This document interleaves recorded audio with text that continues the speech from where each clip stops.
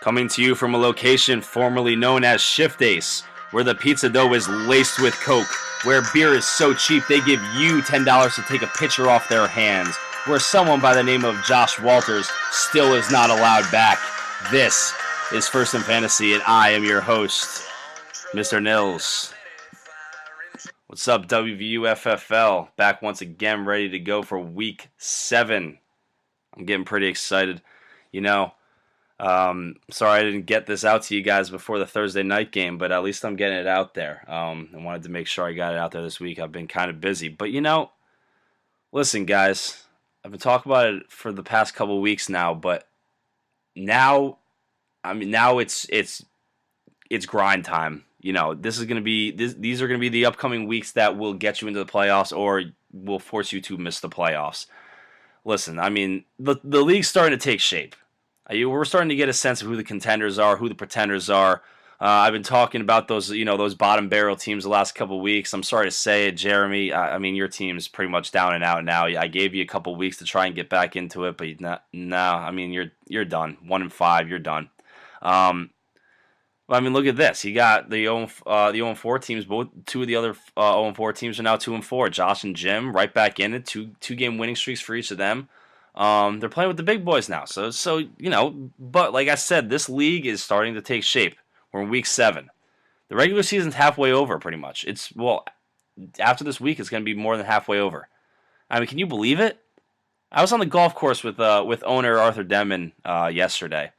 And, while we looked at the landscape, the autumnal crisp in the air, the elegant foliage brightening things up even as the sun was going down, I got to thinking that, we're right in the thick of football season. It's right here in front of us. Just as the NFL is starting to take shape, we're starting to figure out who those big teams are, who those not so great teams are. It's the same exact thing in this league. And this is the time of the year where champions are really made. You make the right moves, win your games, and you're in. We're right in it. We're right in the middle of it. Thursday night football game between the Patriots and the Jets. I don't think that game went nearly as some people might have thought. Crazy game where the Jets just owned time of possession. They just owned yardage on the ground, over 200 yards rushing, no turnovers, and they still lost. Us in the WVU FFL refused to believe that it was Geno's fault, so I'm not going to say that because it was not Geno's fault. Geno played a good game. But that's beside the point. We're not talking about the NFL here. We're talking about fantasy. Some big games from some of the key guys in that game. It's going to make a big impact on especially the game between Steve and Josh this week, game of Maroons versus Backfields and McCoy. Steve had Vereen and Edelman going, and Josh had Tom Brady and Jason Morrow. 30.6 to 29.6 game of Maroons in the lead through one game. So that could be. The Thursday night games are very exciting. They kind of set the pace for some teams during this week. But some other teams that put up good games. Get off my Ditko with 23.5 from Chris Ivory. Goskowski put up 9 for Jeremy. Heisenbergers, Tony, you got 15 from Folk as opposed to 4 from AJ's Pat's defense. So. It was a good game. It really kind of set the tone for this upcoming week, and I'm looking forward to it. And I will get to my game predictions in a little bit. So, like I said, guys, it's gonna be an interesting few weeks coming up. I'm looking forward to it, and it's going to be. These are the grind times now. These are the grind times, the times where you're really gonna have to dig deep, win these games. Get yourself in the playoffs, and once the playoffs get here, like I always say, anything can happen. We will be right back after a short commercial break. When we get back, I will make my weekly predictions. So stay tuned, guys, and we will be right back. Come on down to Mario's Fishbowl on Ridgewood Avenue. You will go through hell just to make the trek up here, but when you do, you'll want to leave immediately. We have such accommodations as food, beer. Let's be honest, beer is the only reason why people really come here, anyways. And a total of 5 chairs in the entire establishment. Take a crack at our money making gimmick by trying to throw a quarter into a green vase to win a free fishbowl. If you're lucky, some guy you don't even know will call you a Nancy right to your face. We have it all. Mario's Fishbowl. Come for the beer. Stay for nothing else. Ting drinking is very bad. Yo, I got a fake ID though.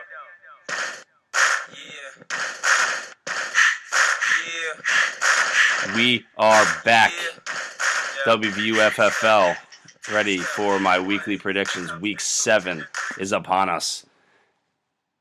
And we have some very interesting, intriguing matchups out there this week. I'm not going to go too crazy with the analysis this week. Running a little long here, but besides the point, kind of just want to get you guys in and out. You don't need to hear my rambling on all these games, but some very interesting matchups this week. Starting with my game of the week, I can't really pick any other than Matty Ice and Easy versus Tough as Nils. Tough as Nils coming in 5-1, leading the league. Matty Ice and Easy right behind him at 4-2, with the likes of Game of Maroons, Gemiolo Show. So that's going to be a very interesting matchup. I'm looking forward to seeing it. It's pretty simple. I mean, this is going to be great matchups. I mean, CJ has a new piece in Ben Tate that he just got this week in a trade with AJ. Rockwood appears to be rolling strong with Flacco in his lineup right now, as of now. After that monster game he had last week with 5 touchdowns in the first 16 minutes of the game. Even with Hoyer in the game for CJ, as Foles is off on a bye, I think he's going to take this one. I think he has the his team's a little bit deeper. Missing Rashad Jennings is going to hurt Ryan a little bit, especially because that means that CJ has an extra running back in his lineup in Andre Williams, the replacement for Rashad Jennings. I don't think he's going to play. So, I think that CJ takes this one in a close one. It's going to be, I think, a pretty high-scoring one as well. I think CJ takes this one, Tough as Nils, over Matty Ice and Easy. For the rest of you guys, Phil Dawson's Creek over Sooner Not Later will win. I don't think that's much of a surprise to anybody. Ed and Jan, your team's just not. It's just not getting it done. Hopefully I'm wrong. Hopefully you guys can turn it around, but we'll see. Oh, cry me some Rivers over Gemiolo Show. I think Bill needed a little bit more out of Gronk in that one. Mike has the better matchups this weekend. He's just got a very deep middle of his team, so I think that Mike takes that one. Game of Maroons over Backfields and McCoy. The matchups were key. They're going to be key this week. Just going off of what we saw Thursday night, Steve with Vereen and Edelman, Josh with Brady and Amaro. Big games from all of them. Big games from really Vereen and Brady, respectively. But I think that Steve just has a little bit better matchups this week. Like I said, he's just got a couple guys that have the more favorable matchups as opposed to Josh that has kind of some tougher guys going up against some tougher teams. So I think Steve takes that one in a very good game. I think it's going to be a good game as well. Dream Creamers over Team 215 Bad Boy. Like I said, Jeremy, your team is just in the dumps. I don't think you're really going to get out of it. Even with Connor's struggles, we'll see if he can get some of his players back. He's going to take this one. Get Off My Ditka over Peyton Sandy Cabana. Ivory's huge game should lift Flynn. No other way around it. A huge game. Peyton will get you points, but he's going up against a decent defense, Jim. So I don't think he's going to be enough. Last but not least, Busta Kaepernick over Heisenbergers. Despite a big game from Folk for Tony, he put up 12, 15 points, I think. I still think AJ has a better matchups in this one, and I think he has an overall better team.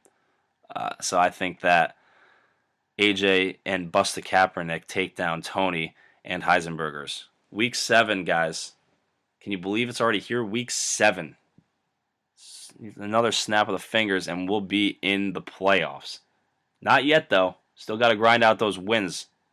No team is safe. A 5-1 team could lose 5 straight, and then he's in trouble. So in those 2-4 teams, even Jeremy. I mean, I told you you're out, but who knows? You never know. We'll see. But anyways, week 7, go get it, guys. Gonna be exciting. Thank you for listening to First in Fantasy.